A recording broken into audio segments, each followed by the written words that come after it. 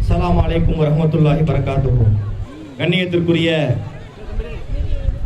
எல்லாம் வல்ல ஏக இறைவனின் நல்லடியார்களே, தமிழகம் எனும் அமைதி பூங்காவில் எங்களோடு அண்ணன் தம்பிகளாக பழகி வரக்கூடிய சகோதர சகோதரிகளே, காவல் உளவு துறைகளை சார்ந்த அதிகாரிகளே, உங்கள் அனைவர் மீதும் ஏக இறைவனின் சாந்தியும் சமாதானமும் உண்டாகட்டுமாக.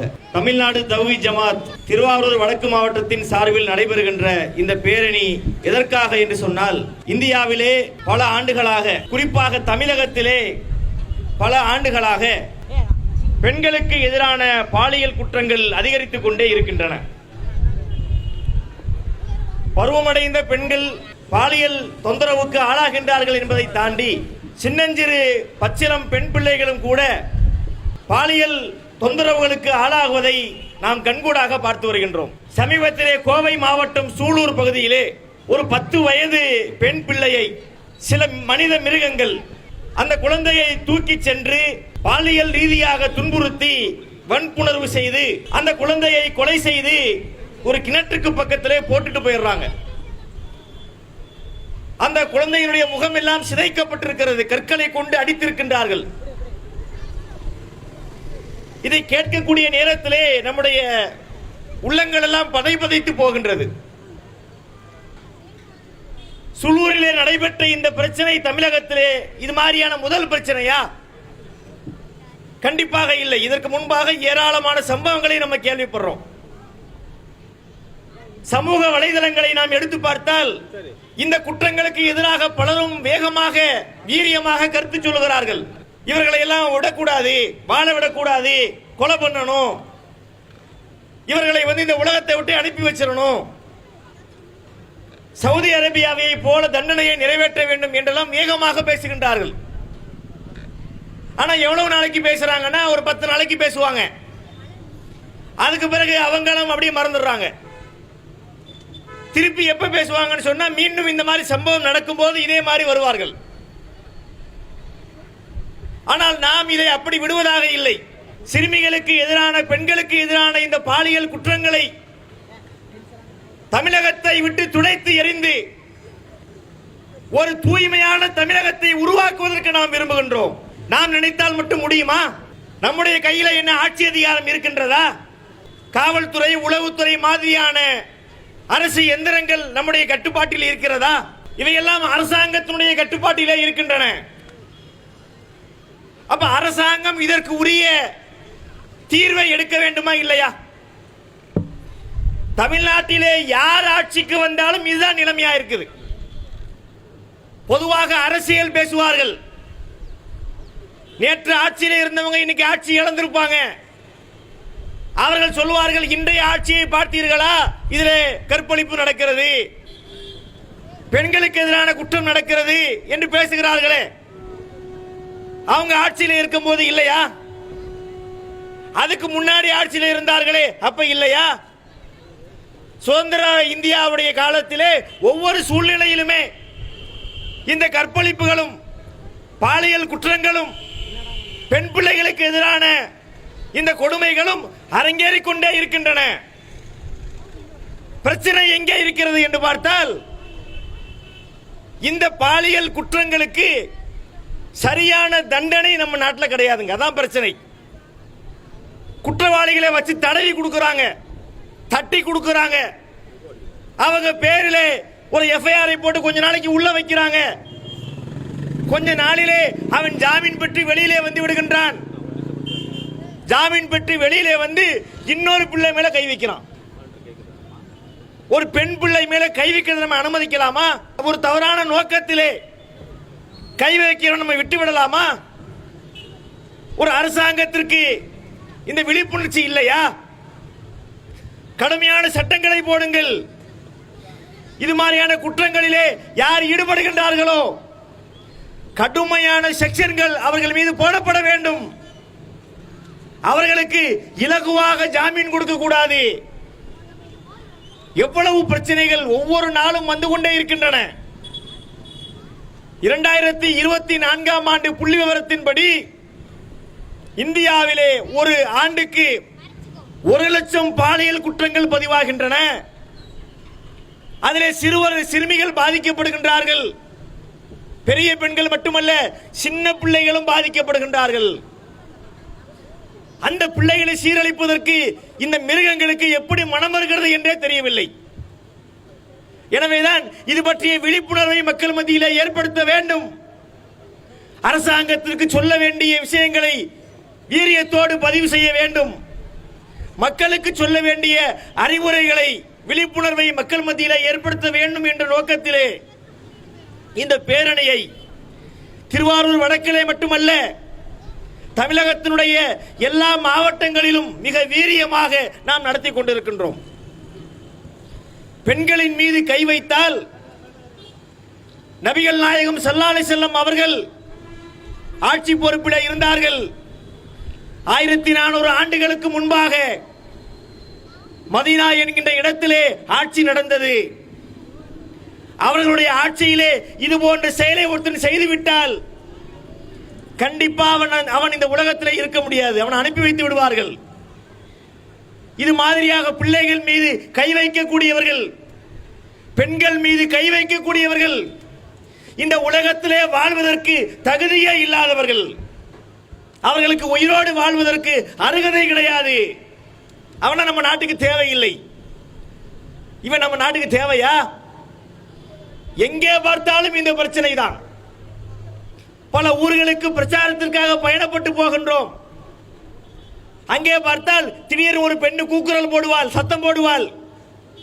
என்ன என்று பார்த்தால் பாலியல் சீண்டல்கள். பெண்கள் பஸ்ஸிலே போக முடிகிறதா?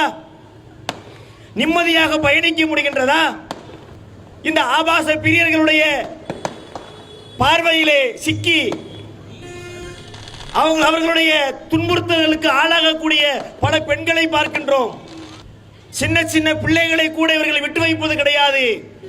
ஆசிஃபா என்கின்ற ஒரு குழந்தையை வட மாநிலத்திலே பல தினங்கள் ஒரு கும்பல் சேர்ந்து சீரழித்தது நம்ம நினைவில் இல்லையா? இப்படிப்பட்ட வாழ விடலாமா இந்த உலகத்திலே? அரசாங்கம் கவனத்தோடு இருக்க வேண்டும். நாங்கள் உங்களுக்கு வாக்களித்தது வெறுமனே ரோடு போட்டு தர்றதுக்கும் எங்களுக்கு தண்ணிக்கு குடிநீருக்கு ஏற்பாடு பண்ணி தர்றதுக்கு மட்டுமல்ல, எங்களுக்கு உரிய பாதுகாப்பு வேண்டும், பெண்களுக்கு பாதுகாப்பு வேண்டும், குழந்தைகளுக்கு பாதுகாப்பு வேண்டும். பெண்களுக்கும் குழந்தைகளுக்கும் பாதுகாப்பு தர முடியாத ஒரு அரசு ஒரு வக்கற்ற அரசு.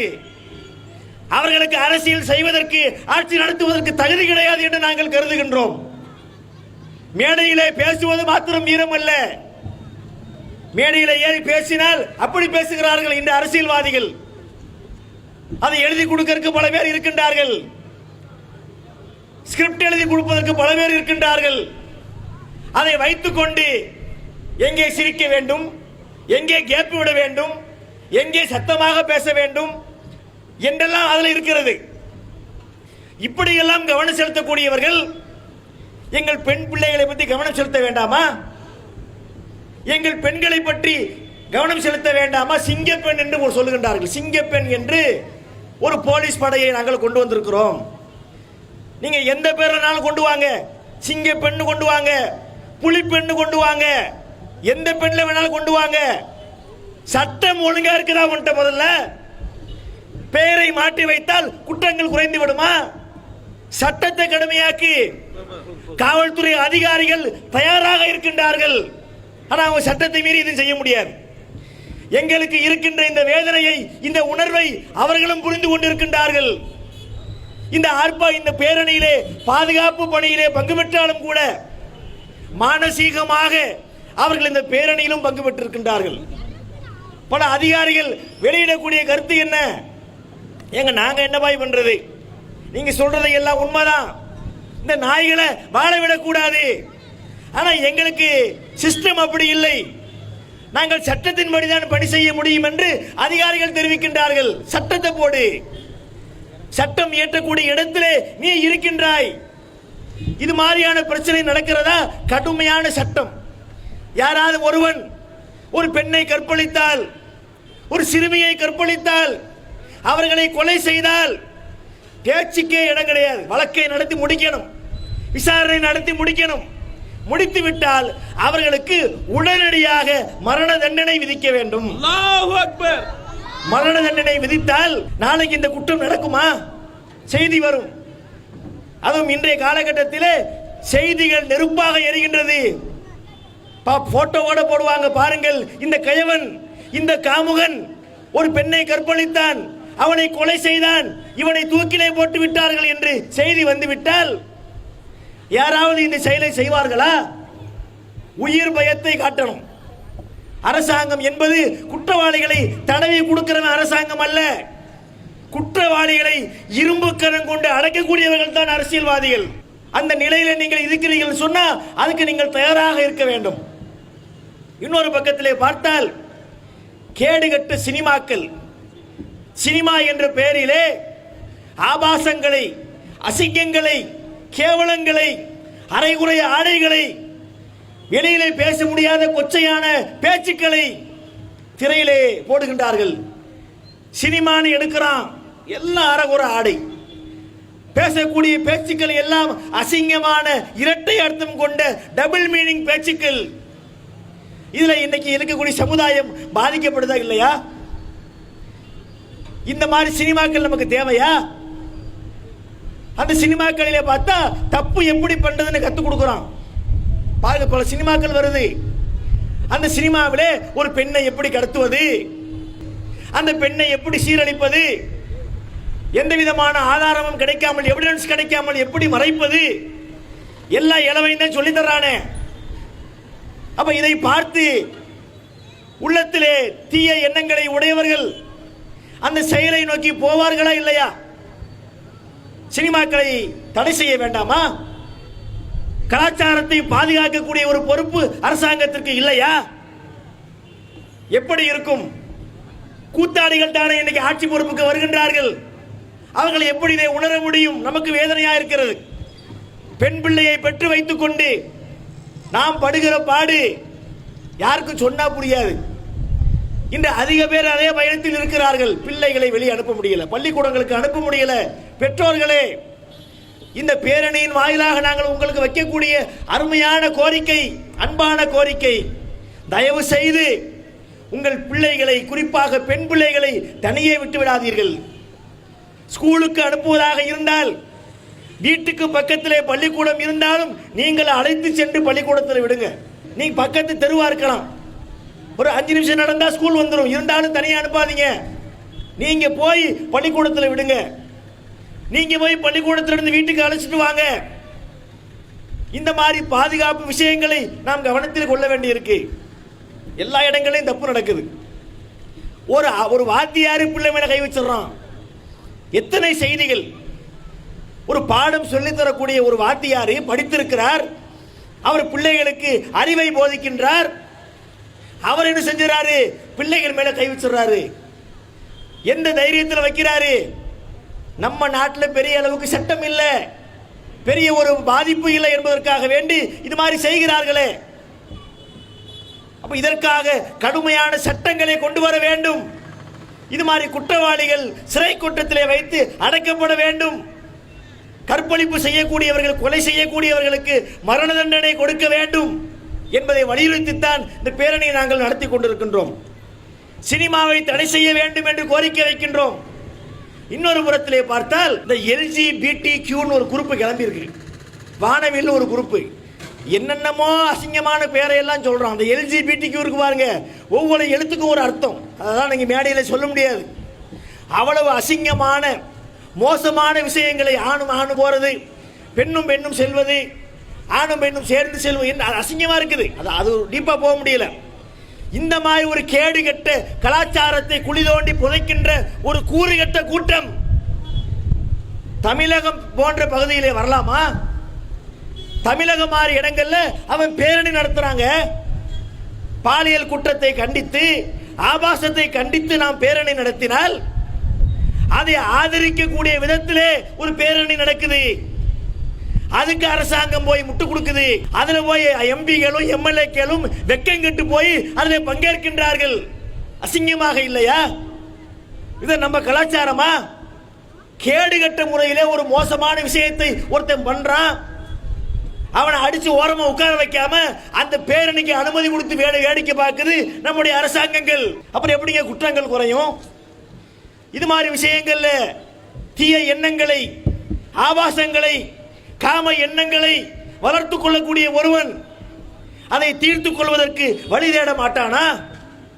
அதனுடைய விளைவுதானே இன்று பெண்கள் இது மாதிரி விஷயங்களுக்கு ஆளாக்கப்படுறது, குழந்தைகள் இது போல வன்கொடுமைகளுக்கு உட்படுத்தப்படுவது வேதனையா இருக்கிறது. பெண் பிள்ளைகளை பெற்று வைத்துக் கொண்டு பதைப்பிள்ளை பல பேர் இருக்கின்றார்கள். இந்த பிள்ளையை வளர்த்து படிக்க வைத்து ஆளாக்கி நல்ல ஒரு கல்யாணம் பண்ணி கொடுக்கணுமே என்ற கவலையிலே எத்தனை தாய்மார்கள் இருக்கின்றார்கள். இதையெல்லாம் அரசாங்கம் உணர வேண்டும். இதற்காக சரியான சட்டங்களை ஏற்படுத்த வேண்டும். பாலியல் குற்றங்களை யாராவது செய்தால் அவர்கள் கடுமையான முறையிலே தண்டிக்கப்பட வேண்டும். அவர்களுக்கு ஜாமீன் வழங்கக்கூடாது. இது மாதிரி ஒருத்தன் செய்யக்கூடிய செயலுக்கு நாம் கொடுக்கக்கூடிய தண்டனை மற்றவர்கள் இதை செய்யாமல் அஞ்சி நடுங்கக்கூடிய நிலையை உண்டாக்க வேண்டும் என்று சொன்னால் கடுமையான சட்டங்கள் ஒன்றே தீர்வு என்பதை கவனத்தில் வைத்துக் கொண்டு அதை வலியுறுத்தும் விதமாகத்தான் இந்த பேரணியை நாங்கள் நடத்தி கொண்டிருக்கின்றோம். இந்த பேரணி இதோடு முடியக்கூடிய பேரணி அல்ல. தேவைப்பட்டால், அவசியம் ஏற்பட்டால் இது மாதிரி பேரணிகளை தொடர்ச்சியாக நடத்துவதற்கும் நாங்கள் தயாராக இருக்கிறோம் என்பதை சொல்லிக்கொண்டு தமிழக அரசிற்கும் ஒன்றிய அரசாங்கத்திற்கும் நாங்கள் வைக்கக்கூடிய முக்கியமான கோரிக்கை, உங்களிடத்திலே அதிகாரம் இருக்கின்றது. சட்டம் இயற்றக்கூடிய ஒரு இடத்திலே நீங்கள் இருக்கின்றீர்கள். உங்கள் சட்டத்தை வைத்துக் கொண்டு நாங்கள் அதை பண்ணோம் இதை பண்ணோம் நீ ஒன்றும் பண்ண வேண்டாம். அதெல்லாம் இரண்டாவது. முதல்ல பெண்களுடைய பாதுகாப்பை உறுதி செய். அல்லாஹு அக்பர். சிறுமிகளுடைய பாதுகாப்பை உறுதி செய். அல்லாஹு அக்பர். பாலியல் குற்றங்கள் இல்லாத தமிழகத்தை இந்தியாவை நீ உருவாக்கி காட்டு. அப்புறம் பேச நாங்க ஏத்துக்கிறோம், பேச நாங்க கேட்கிறோம்.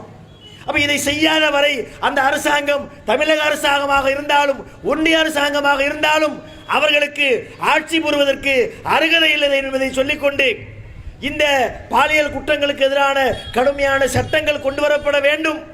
நம்முடைய சமுதாய மக்களுக்கு நாம் சொல்லக்கூடிய கோரிக்கை, நம் வீட்டில் உள்ள பெண்களை, நமது பிள்ளைகளை பாதுகாப்போடு கண்காணிப்போடு நாம் வளர்க்க வேண்டும். அவர்களை தனியே விட்டுவிடக் கூடாது. அவர்களுடைய ஒவ்வொரு விஷயங்களிலும் கவனம் செலுத்த வேண்டும் என்பதை ஒரு கோரிக்கையாக சொல்லி இந்த உரையை நிறைவு செய்கின்றேன். அஸ்ஸலாமு அலைக்கும் வரஹ்மத்துல்லாஹி வபரகாத்துஹு. அல்லாஹு அக்பர், அல்லாஹு அக்பர்.